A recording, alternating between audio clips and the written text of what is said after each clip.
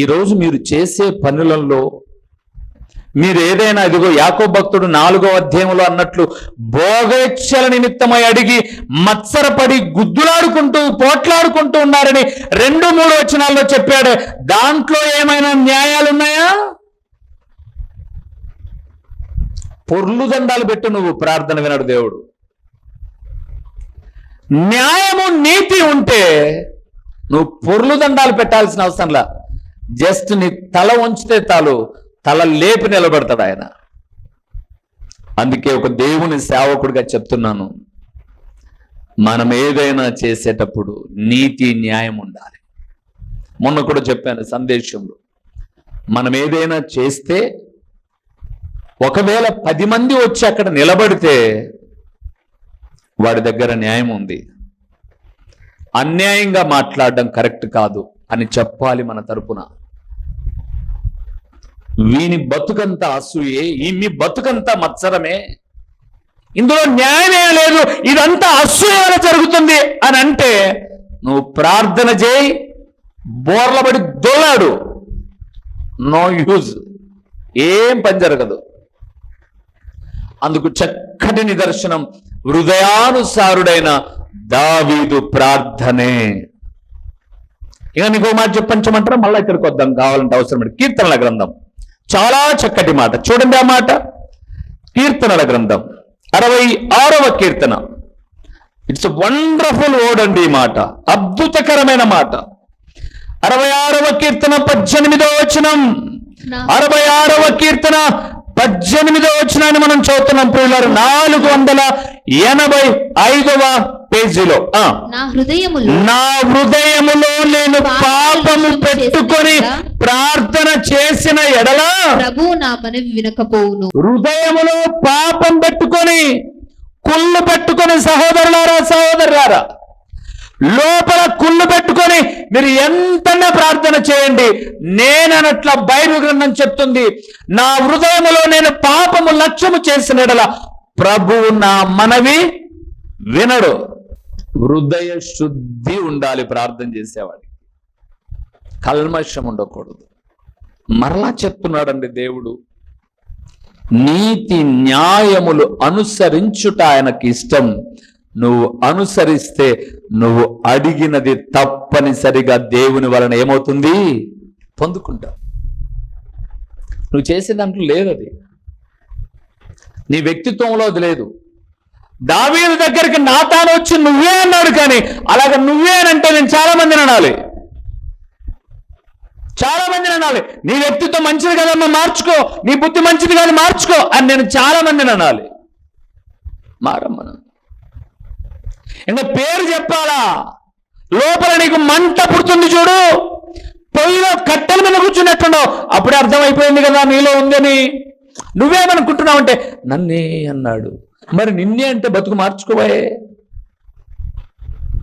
సూది వేసినప్పుడు, ఎప్పుడైనా హాస్పిటల్కి వెళ్ళినప్పుడు సూది వేసినప్పుడు, లేదా ఆపరేషన్ చేసినప్పుడు, కోసినప్పుడు నొప్పి వస్తుంది, ఓర్చుకుంటాం. మనం సూది వేస్తే రోజుసేపు రుద్దుకుంటాం. ఆ నొప్పి లోపల ఉన్న చెడును ఏం చేస్తుంది? బయటికి పంపిస్తా ఉంది. నీకు నొప్పి కలుగుతా అంటే నన్నేలే అని అనుకొని చెడు తీసేసుకోలేను, అట్లే పెట్టుకొని వెళ్ళిపోతున్నావు. కొరుకు పుండు పాకినట్టుగా పాకి జీవితాలు పాడైపోతాయి. అందుకే నేను అంటానండి, మనం ఏది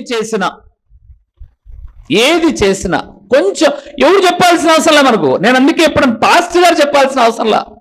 మనం చేసేది రైటో కాదో ఫస్ట్ మొట్టమొదటిగా చెప్పేది మన హృదయమే. అవునా? యోహాను రాసిన మొదటి పత్రిక 3:20-21 మీరు చదవండి.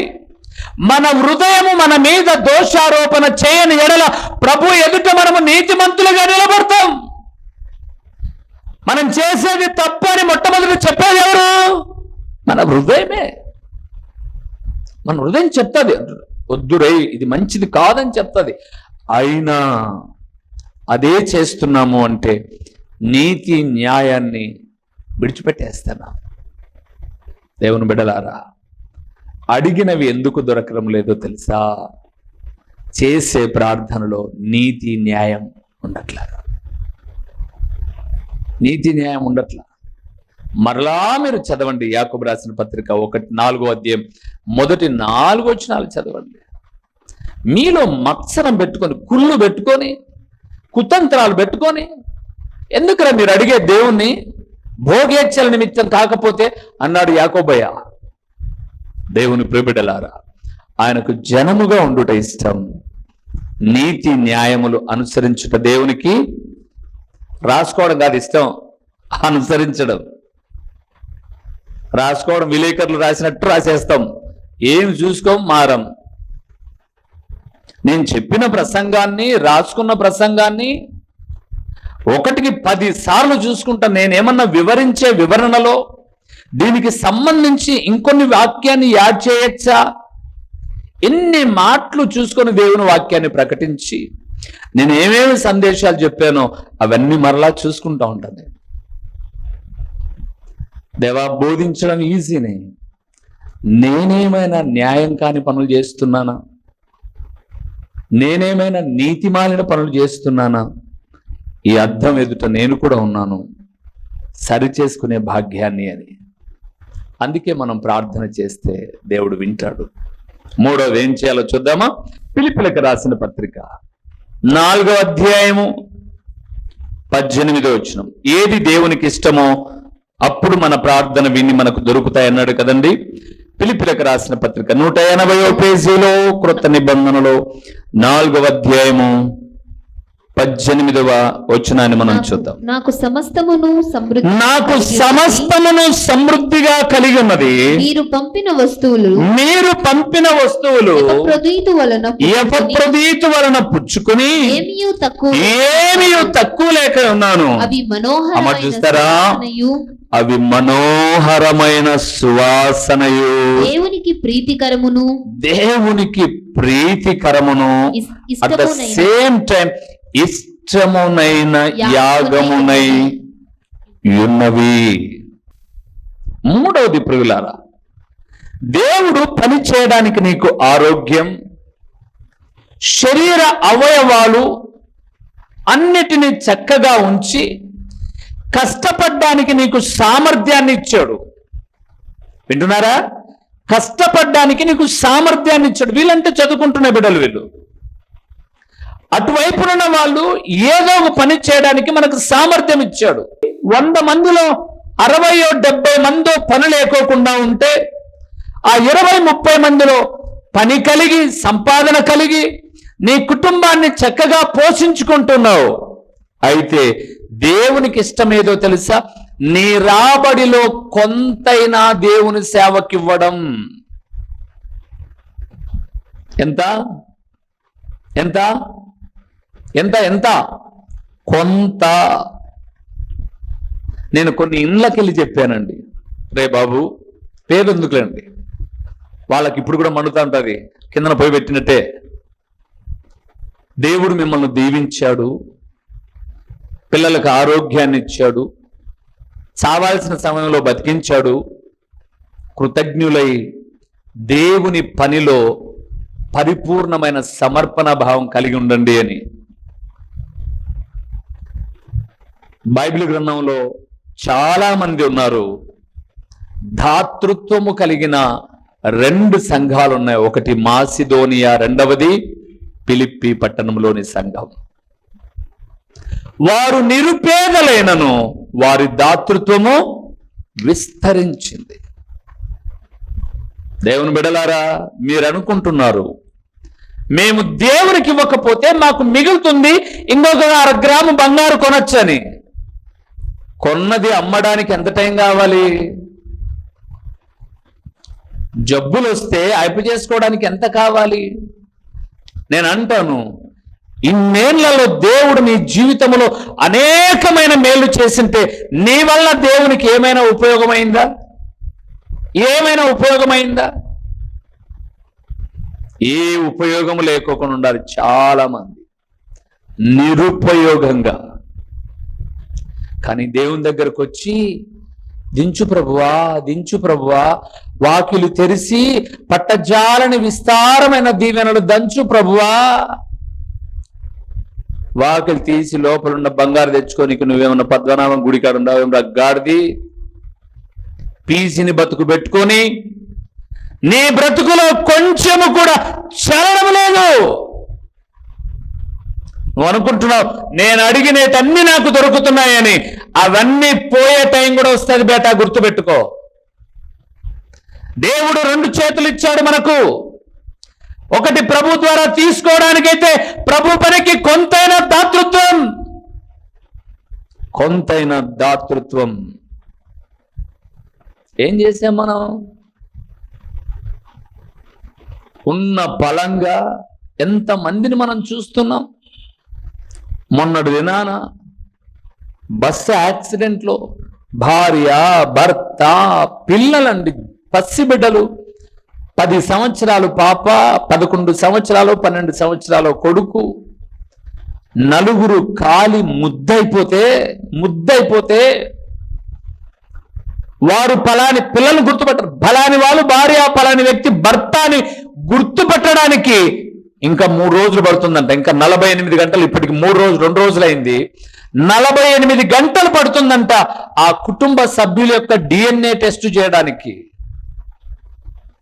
ఎన్ని ప్రయాణాల్లో నిన్ను కాపాడుతున్నాడు దేవుడు. ఎన్ని పరిస్థితులు గుండా వెళ్తున్నప్పుడు నీకు ఆరోగ్యం ఇస్తున్నాడు దేవుడు. ఏ రోజైనా దేవునికి ప్రీతికరంగా దీనితో సేవ చేయండి అని గుప్పిలి విప్పావా నువ్వు?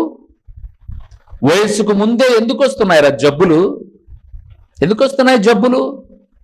ఏ రోజు బతుకుతామో చస్తామో తెలియని పరిస్థితి. దేవుని కొరకు ఏమైనా మనం చేశామని చెప్పగలమా? ఏమైనా ఇది చేశా నేను అనడానికి ఏమీ లేదు. చాలా మంది, అందరూ కాదు సుమా, అందరూ కాదు. అందుకే ఇక్కడ అన్నాడు చాలా చక్కగా 18వ వచనంలో, నాకు సమస్తమును సమృద్ధిగా కలిగి ఉన్నది, మీరు పంపిన వస్తువులు ఉపప్రతిత వలన పుచ్చుకొని ఏమీ తక్కువ లేక ఉన్నాను, అవి మనోహరమైన సువాసనయు దేవునికి ప్రీతికరమును ఇష్టమునైన యాగమునై ఉన్నది అని 18వ వచనం చదివారు. కానీ 19 చదవండి. ఇప్పుడు ఫిలిప్పీ 4:19 చదవండి. కాగా దేవుడు తన ఐశ్వర్యము చొప్పున క్రీస్తు యేసునందు మహిమలో మీ ప్రతి అవసరము తీర్చును. ఎప్పుడు మనోహరమైన సువాసనగా దేవునికి ఇష్టకరముగా నీ జీవితంలో చేసిన మేలు కొరకై నీవు కృతజ్ఞురాలవై ఉన్నప్పుడు, అప్పుడు నువ్వు అడిగితే దేవుడు ఇస్తాడు నీకు. నాకు ఇస్తున్నాడండి. నా దేవునికి నేను జనముగా ఉన్నాను. ఏదైనా చేయక ముందుగా 1కి 10 సార్లు ఆలోచిస్తాను. ఒకవేళ నా భార్య ఏంటండి ఇలాగని ఎవరి గురించి అయినా చెప్పినా, ఏదైనా చెప్పే అవసరత వచ్చినా చెప్పదు, చెప్పే అవసరత వచ్చినా ముందే గ్రహించి కూడా చెప్తాను. దేవుని సేవకులముగా మన మనస్సు పెద్దగా ఉండాలి అంటారు. పిల్లల తప్పులను కడుపులో పెట్టుకునే తల్లిదండ్రిలాగా సేవకులముగా మన మనస్సు ఉండాలి. మోషేతో దేవుడు అంటాడు, మోషే వీళ్ళందరినీ చంపేస్తాను, నీ ఒక్కని ద్వారా జనాన్ని సృష్టిస్తా అంటే, వద్దు ప్రభువా చంపగాకు. ఆ దేవుడు పిలుచుకోబోయాడు, అరణ్యంలో చంపేశాడు. ఎక్కడో పిలుచుకోపోతాని మధ్యలో చంపేశాడంటే నీకు అపకీర్తి రాకూడదు. క్షమించే ప్రభువా. ఏంటయ్యా నీ మనస్సు? అవును ప్రభువా, నా దేవుడు అయిన నీకు వీలు చేసిన తప్పిదాన్ని బట్టి నీకు చెడ్డ పేరు రాకూడదు ప్రభువా. నువ్వు చేసే వ్యక్తిత్వాన్ని బట్టి దేవునికి చెడ్డ పేరు వస్తుంది. నీ పీసినితనాన్ని బట్టి ఒకరోజు దేవుడు లెక్క అడిగినప్పుడు 5 తలాంతులు కలిగిన వానికి 5, 2 కలిగిన వానికి 2 సంపాదించాడు. 1 ఏం చేశాడంట? రుమాల్లో కట్టి బూడ్చి పెట్టాడంట. మనం బతికేది బతుకు కాదు, గుర్తుపెట్టుకోండి. మనం బతికేది అందరం బతుకుతున్నారు లోకంలో. దేవుని నమ్మాను చూడు, మనం బ్రతికే బ్రతుకులో కొందరికైనా చేయుత. నేను అందుకే ఒక మాట ఎప్పుడు చెప్తుంటాను. ఈ మధ్య కాలం నేను ఒక బరియల్కి వెళ్ళాను.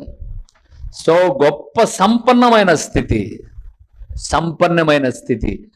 ఆ ఇంటోళ్ళు తప్ప బయట వాళ్ళు ఒక 10 మంది కూడా మనస్ఫూర్తిగా కన్నీరు గార్చల. ఆ సంఘపు బిడ్డలు అంటే ఈమె బంగారు దిగేసింది, ఈయన బంగారు దిగేశాడు, వీళ్ళు వెళ్ళి గొప్పలు కనపరుచుకోవడానికి వచ్చారే తప్ప ఏ ఒక్కరికి ఏ పనికి చేయుతగా ఉన్నవాళ్ళు కాదు.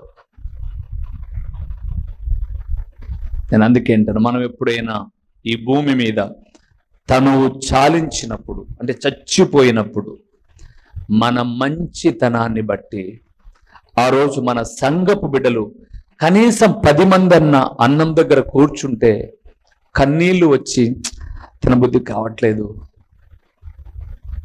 మంచి బిడ్డలు వాళ్ళే గుర్తుకొస్తున్నారు, బిడ్డలు ఏమైపోతారో, కుటుంబం ఏమైపోతుంది, ఇదే ఆలోచన వస్తుంది, ఇప్పుడు తర్వాత తింటా నేను అని చెప్పాలండి. అది మనము దేవుని ఎదుట కలిగి ఉండాల్సిన గుణం.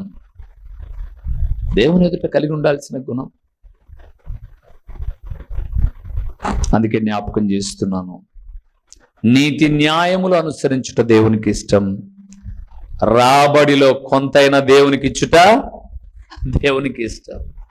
కొంతమంది అన్నారు నన్ను, కొంతకాలం ఆపే అన్న మందిరానికి, మాకు సొమ్ము వస్తే మేమే కట్టిస్తామని. అది వచ్చేది ఎప్పుడు, నువ్వు పోయేది ఎప్పుడు? ఈ ఉత్తమాటలు కాదు. జబ్బు చేసింది దేహానికి, కొంతకాలం అట్లే ఉండు, మనకు సొమ్ము వచ్చి నాకు చూపించుకుందాం అంటామా, అప్పు చేసి చూపించుకుంటామా? అట్లాంటి మనకు బాగా తెలుసు. ఎవరి మీద దయా దాక్షిణ్యాల మీద భిక్షగాడు కాదు నా దేవుడు.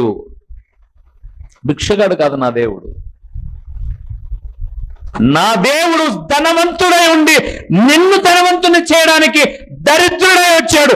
ఆయన ఎదుట నీతి న్యాయములు కలిగి ఆయనకు జనముగా ఉండి ఆయనకు నువ్వు ఇస్తూ ఉన్నప్పుడు ఆయన నీకు ఇస్తే జీవితంలో గొప్ప స్థితిని చూస్తావు నువ్వు. ఈ విషయంలో ఒక్కసారి మనల్ని మనం పరీక్షించుకుందాం. ఎవరైనా ఒకరు చెప్పండి, మేమిచ్చి రూబేనన్న గొప్పోడయ్యాడు, మేమిచ్చి మందిరాన్ని కట్టాడని, మేమిచ్చింది అధిక భాగం అని చెప్పండి. కానీ నేను చెప్పగలను, మీ అందరికన్నా దేవుని సహాయము చాలా గొప్పది. దానికి మిమ్మల్ని ఒకవేళ 30,000, 40,000, 50,000 అంతవరకు ₹1,00,000 వరకు వాడుకున్నాడేమో మిమ్మల్ని. ఆ లక్షే ఈ లక్షణమైన కార్యాన్ని చేయలా. ఆయన ఎదుట మనం బ్రతికే బ్రతుకు ఆయనకి ఇష్టంగా ఉంది కాబట్టే చేయి చాచకుండా ఘనంగా నిలబెట్టాడు ఆయన. నేను అనుకున్నాను, మన చర్చికి పైన వచ్చి ఈ పనులన్నీ చేస్తూ ఉంటే ఎందుకు వచ్చాడు ప్రభువా ఈ ఊరికి, పొట్ట చేత పట్టుకొని అంత బుడతలు బిడ్డలను వేసుకొని వెనకంబడితే ఈ పని చేయడానికి వచ్చాడు. ఇది ఇక్కడ కాకుండా ఎక్కడైనా జరిగి ఉంటుందా అని అనుకున్నాను నేను. ఈ మధ్య నేను గోరంట్లకు వెళ్తే అక్కడ వేరే ఊరోళ్ళు 4 వచ్చారు పని చేసుకోవడానికి. ఆ పాస్టర్ గారు చెప్తున్నారు, అన్న ఈ మందిర పనిలో అయితే అక్కడ ఇక్కడికి 2 వ్యత్యాసాలు. ఇక్కడ ₹1 తీసుకోలే బాలరాజయ్య పని చేశాడు. ₹1 పైపెచ్చి ₹1,00,000 పైబడి మందిరానికి సాయం చేశాడు. అక్కడ వాళ్ళు ఏ పూట ఆ పూట కూలి తీసుకుంటూ, కాకపోతే 5 వరకు చేయాల్సింది 8, 9 వరకు పనులు చేసి వెళ్ళారు. మనం చచ్చిపోతామండి కొద్ది రోజులకు. నేను పోతా, పని చేసిన మీరు 30,000, 40,000 ఇచ్చిన మనం అందరం పోతాం. కానీ నిలిచి ఉండి ఇక్కడ ఎవడు మోకరించినా, నీ కుటుంబం ప్రపంచంలో ఏ దిక్కు ఉన్నా, నువ్వు చేసింది, నువ్వు ఇచ్చింది ఆయన కవిలలో భద్రపరుస్తాడు సుమా. చూస్తారు ఒక మాట మీరు హెబ్రీయులకు రాసిన పత్రిక 6వ అధ్యాయం 10వ వచనం ఒక్క మాట చదవండి, ముగింపులోనికి వస్తాను ప్రియులారా. 6వ అధ్యాయం 10వ వచనం, మీరు చేసిన కార్యమును మీరు పరిశుద్ధులకు ఉపచారము చేసి ఇంకనూ ఉపచారము చేయుచుండుట చేత తన నామమును బట్టి చూపిన ప్రేమను మరచుటకు దేవుడు అన్యాయస్తుడు కాడు. అదండి, దేవుడు అన్యాయస్తుడు కాదు.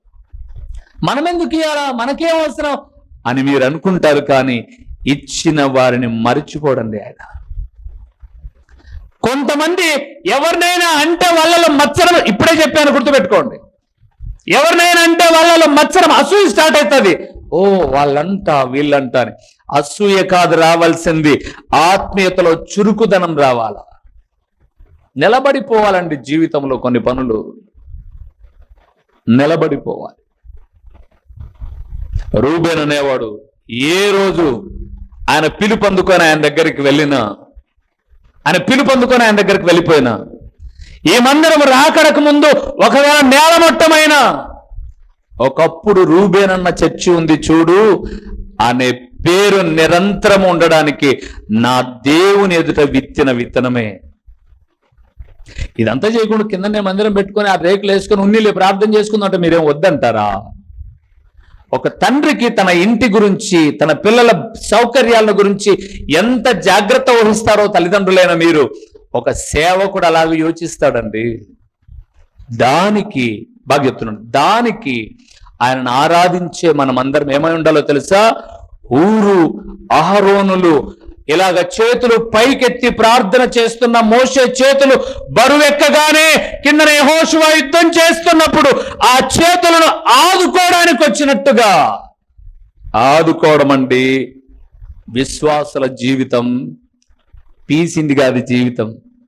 అమ్మ మనం ఏమి ఇద్దండి, కాను కూడా ఎక్కువ అక్కడ ప్రార్థనకు వచ్చిపోండి చాలు, నా దేవుడు విడిచిపెట్టడు.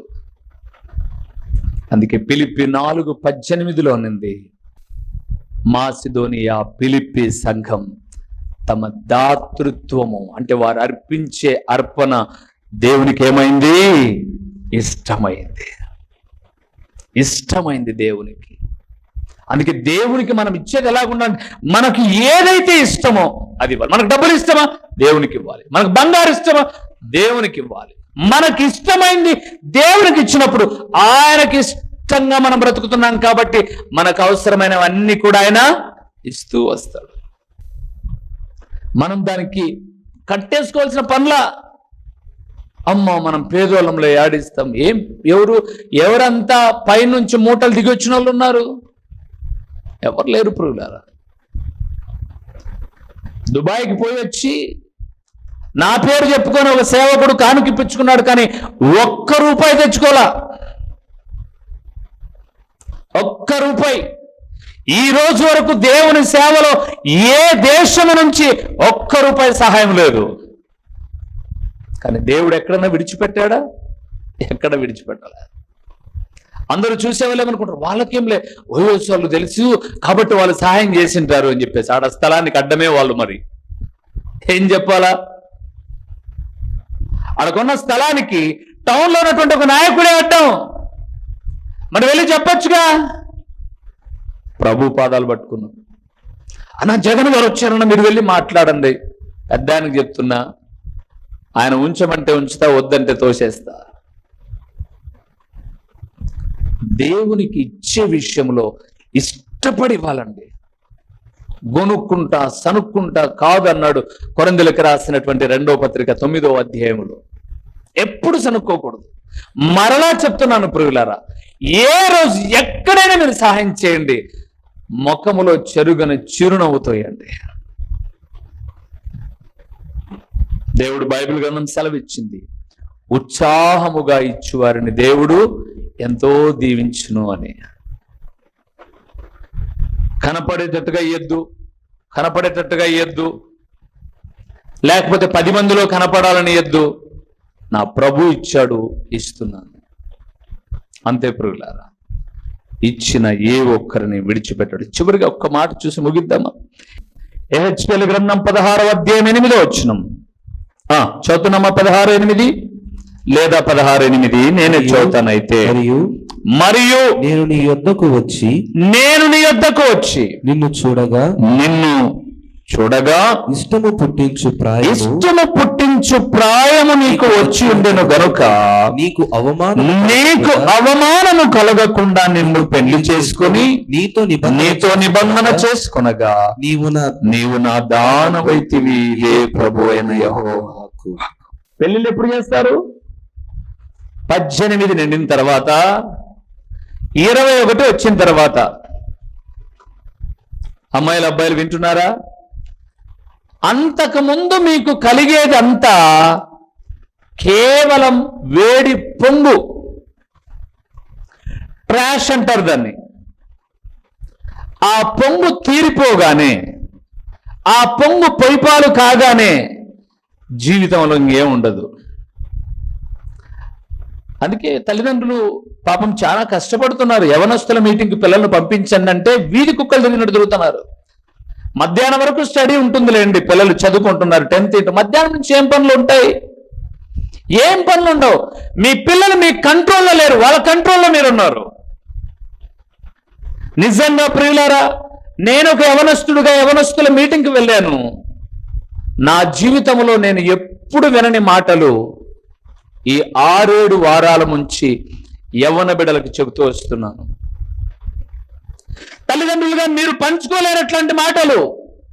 అట్లాంటి మాటలు మేము చెప్పి మీ యొక్క ఆత్మీయతను, మీ యొక్క సక్సెస్ ను అడ్డగించేవి ఇదిగో ఇవి ఇవి ఇవి అని వారి మధ్య విత్తనములు విత్తుతూ ఉన్నాం మేము. ఏదో యూత్ మీటింగ్ పెడతా నాకేదో లాభం వచ్చి, ఇక్కడేమో కానుకలు బట్టి మేమంతా మింగిన. మీ పిల్లలు మీరు పంపలేకున్నారు. చాలా బిజీ అయిపోయారు. ఇప్పుడు ఉదయం నిజమేనండి, మధ్యాహ్నం వరకు పిల్లలు 10th ఇంటర్మీడియట్ బిడ్డలు ఎగ్జామ్స్ ఉన్నాయి. అఫ్ కోర్స్ మధ్యాహ్నం తర్వాత కూడా మీ పిల్లలు వెళ్తున్నారా? ఎక్కడ పోరోళ్ళు? వాళ్ళు ఎందుకు రాలే, మీరెందుకు అడగలా అని అంటే, వాళ్ళు ఇక్కడికి వస్తే బైబుల్ చదివే విధానం నేర్పిస్తున్నాం ఒక 15 నిమిషాల్లో. ప్రారంభ దినాల్లో బైబిల్ చదవంటారా అంటే ఒకడు 10th, ఒకడు డిగ్రీ, ఒకడు ఇంకోటి చదువుతున్నాడు, కానీ బైబిల్ చదివేది రాదు. తెలుగును ఎన్ని విధాలుగా నాశనం చేయాలో అన్ని విధాలుగా నాశనం చేశారు మొదటి వారం. ఓకే, వాళ్ళని ఏం డిస్టర్బ్ చేయకోకుండా ఇట్లా చదవాలి. ఇదిగో ఈ 5 వచనాలు మీరు హోంవర్క్, ఈ 5 వచనాలు మీ హోంవర్క్ అని చెప్పి వాళ్ళను ఒక దారిలోనికి తీసుకొచ్చిన తర్వాత 4-5 వారాలకు వచ్చేసరికి ఎంత బాగా పిల్లలు చదువుతున్నారు బైబిల్. రేపు వారం ఇది చదువుకొని రండి అంటే వాడు చదవడు కాబట్టి వాడు 2 గంటలకు ఊళ్ళ నుంచి బయటకు వెళ్ళిపోతాడు. ఎక్కడికి వెళ్ళి ఎవరైనా అమ్మ అడగడు, ఎవరు అడగరు. ఇష్టం వచ్చే ప్రాయం ఎప్పుడు అనంటే వివాహ వయసు గవర్నమెంట్ ఒక 18 పెట్టింది. ఇంతకు ముందు నీకు ప్రేమ అనే దోమలు కుడతాయి చూడండి, ఇవన్నీ మలేరియా డెంగ్యూ వచ్చి సావుకోకుండా సూదులు వేసుకున్నట్టుగా అంతకు ముందు నీకు కుట్టేటటువంటి అన్ని కూడా సావుకు బతుకు మధ్యగా ఉండేటివే. అయ్యేం బతుకు నిలబెట్టేవి కాదు. జీవితం అంతా నాశనం అయిపోయేసి నా జీవితం ఇలాగ అయిపోయింది అంటే ఇంకెవడు సరిదిద్దలేడు. అప్పుడు అయిపోయా. ఒకవేళ నీ తల్లిదండ్రులు పెట్టే ఆహారంతో నీ శరీరం బాగా ద్రౌఢ్యంగా ఉందేమో, సంతోషం. ఆ ద్రౌఢ్యాన్ని ఇంకో దానికి ఉపయోగించు. నువ్వు చదివే స్కూల్లోనో, కాలేజీలోనో, స్పోర్ట్స్ కోటాలో నీకు ఉద్యోగాలు ఏమన్నా రావడానికి నీ ఆరోగ్యాన్ని చక్కగా దానికి ఉపయోగించు. ఆరం కోడి మాదిరి ఇచ్చిరాడ కోడిని వేసామనుకో, అది అన్నీ ఉంటుంది, కదలనే కదలదు. కదులుతుందా? దాని ముందు బస్సులైనా సరే కదలలేదు. అది అట్టున్నారు తప్పితే ఏమి శక్తి ఏమి లేదు. చూడటానికే బిర్రు. నతానులే ఎంత స్పీడ్ పరిగెత్తారా ఇక్కడ ఉండేవాళ్ళు మీరు? ఎవరన్నా పరిగెత్తావు మీ పేరు ఎంత స్పీడ్? నడిచేది రాదు మనకు కదా. ఒకవేళ నేనంటే మోకాలు, నువ్వు కూడా అన్నా అన్నప్పుడు నేనంటే మోకాలు నొప్పి అనుకో, మీరు పరిగెత్తారా? మీకు నడిచేది రాదు. కొంతమంది స్త్రీలకు మునిగాల మీద నడుచుంటారు, మునిగాల మీద పూర్తిగా పాదం కూడా మోపరు. అటు అయిపోయారు. మన శృతి రాత్రి వచ్చి సండే స్కూల్ పిల్లలకు డాన్స్ అంటే స్త్రీలకు కూడా నేర్పి, కొంతమందికి లావుగా ఉంటారు వాళ్ళు కొంచెం డాన్స్ వేయ, నేను కొంతమంది పేర్లు చెప్పా, నగిలిపోయింది. ఎందుకు జ్ఞాపకం చేస్తున్నానంటే వయస్సు వచ్చిన వారు ఆ టైంలో వివాహానికి సిద్ధపడినట్టుగా ఎఫెసీయులకు రాసిన పత్రిక 4వ అధ్యాయం 15వ వచనంలో చూసినట్టు ఆత్మీయతలో ఎదగడము దేవునికి ఇష్టం. మా చిరునామా దైవజనుడు బ్రదర్ ఓ రూబేన్ గారు, క్రీస్తు ప్రార్థనా మందిరం, డోర్ నెంబర్ 1-10-386, నగరిగుట్ట, పులివెందుల, కడప జిల్లా. మీ ప్రార్థనా అవసరాల కొరకై సెల్ నంబర్ 9989067409.